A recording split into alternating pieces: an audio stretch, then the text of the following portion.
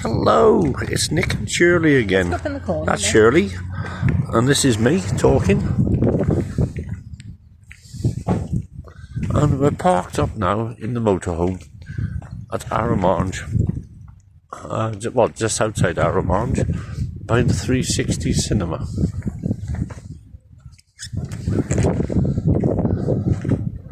And there's absolutely hundreds of motorhomes and camper vans here.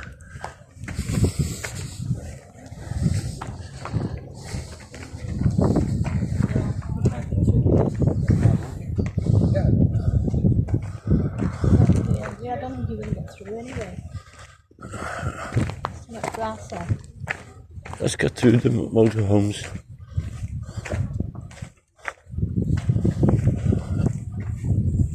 They're here in all shapes and sizes and ages.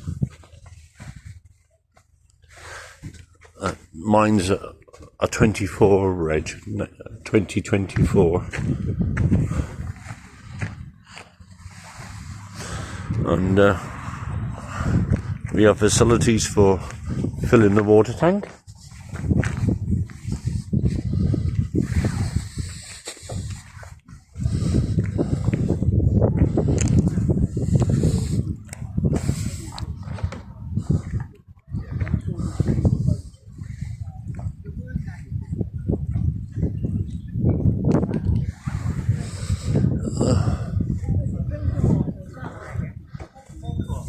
Yeah, you can drink French water.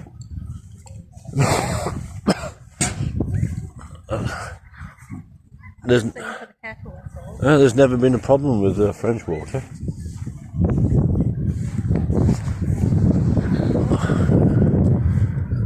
Yeah, folks, we're right by the sea at Arromange.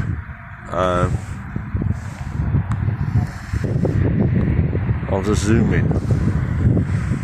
There, what you get those blocks, that's the Mulberry Harbour. They're all concrete blocks which were dragged across the channel.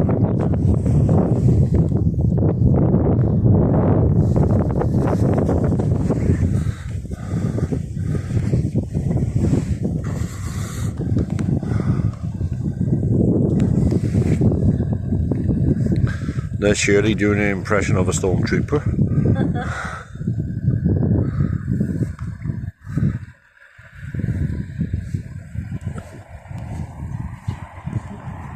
Oh, was it ready?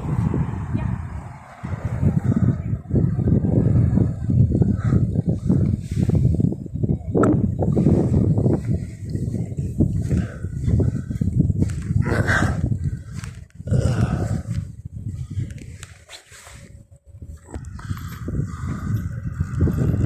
What you can see now,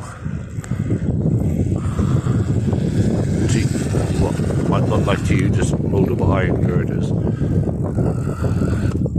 they would sit on top of the Mulberry Harbour, and all the logistics were brought ashore.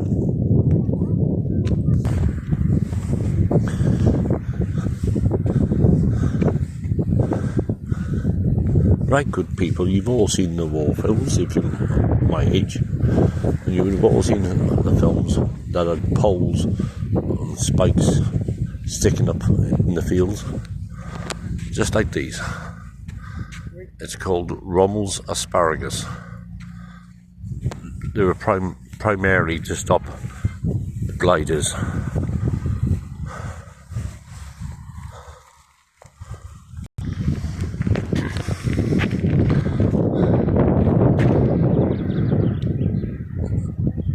Marvellous statue of a soldier with his submachine gun. There's one here.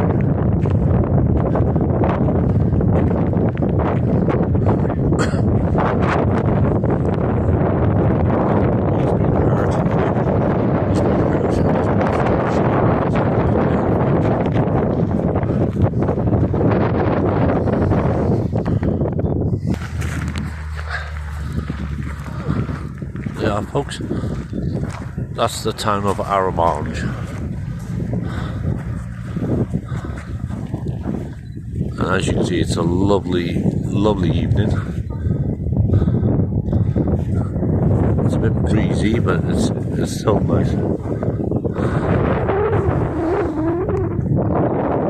And as you can see, that's the 360 cinema. Shows films of D-Day.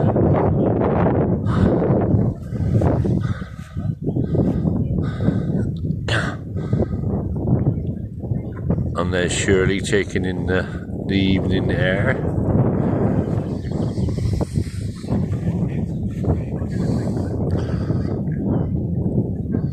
There's a couple of things missing from when I was here last. They got the Rommel's asparagus, but they haven't got the hedgehogs. They were pieces of metal welded together in the shape of an X. They were put on the beaches because the Germans thought we would land when the tide was in. But we didn't play their game. We came in when the tide was out.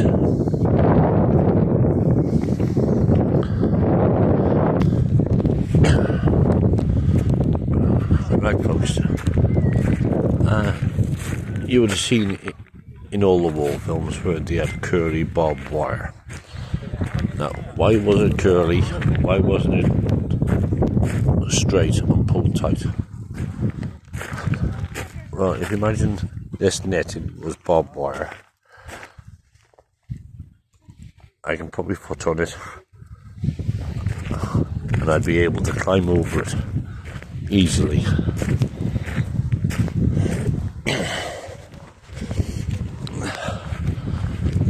Now, making my way towards the sea.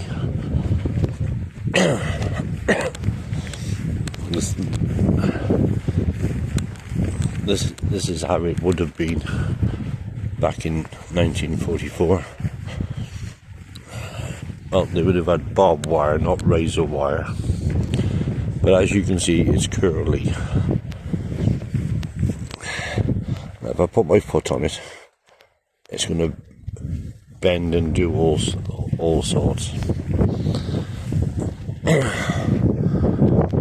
So to combat this, soldiers wearing all their kit, they would dive onto the barbed wire, and so the rest of the soldiers could run over their back and get across the wire.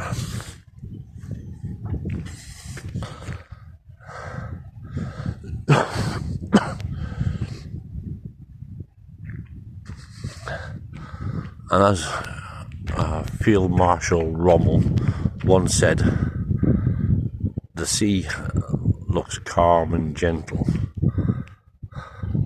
but beyond that horizon line is a monster that's ready to wake and strike.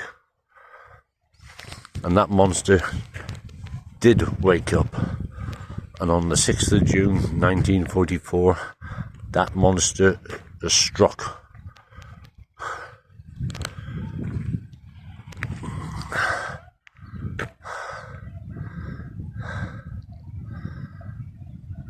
Now, as you look over at the cliffs, there's a place called Pont du Hoc. Now, the American Rangers had to climb up the cliffs to destroy a gun. Now, looking at those cliffs, I would say it would be easy.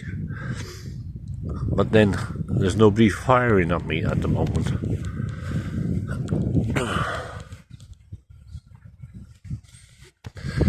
But as I've been travelling round today, it's nice that the local people, they're hanging out the American flag, Stars and Stripes, the Union Jack, the French flag.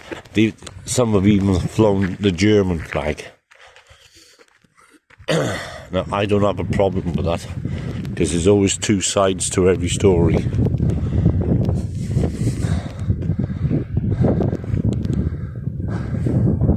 But I'm just taken back with this Mulberry Harbour, how we dragged big lumps of reinforced concrete across the channel.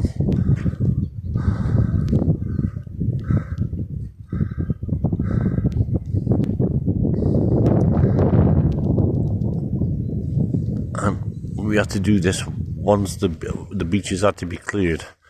So the soldiers came in, they cleared the beaches, and then the harbour was brought over, put together, and then the logistics could follow. There's even a pipe running along the seabed that used to pump petrol, diesel, over to Normandy.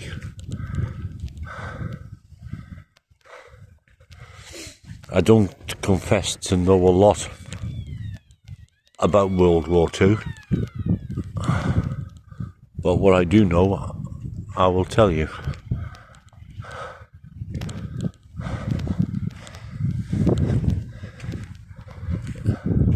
It's just a shame it had to happen.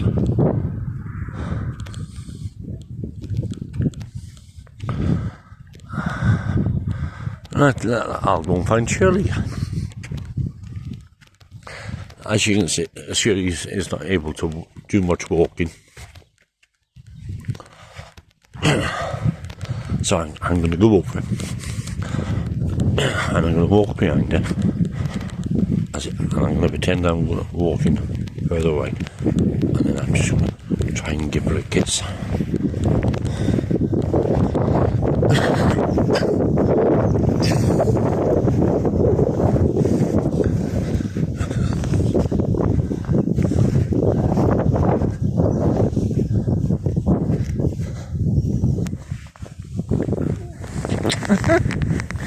Nicholas, how is it doing? If those other YouTubers can have a kiss, why can't we?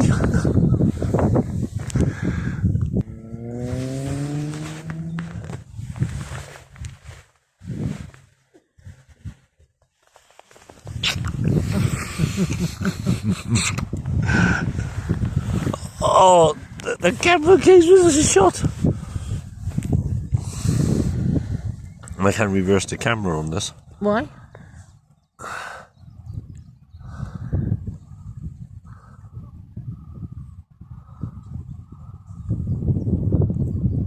I can pause it.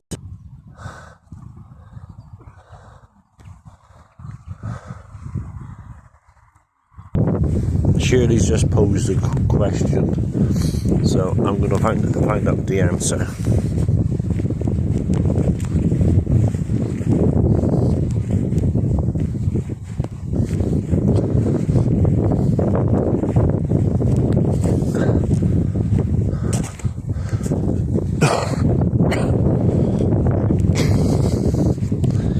Now,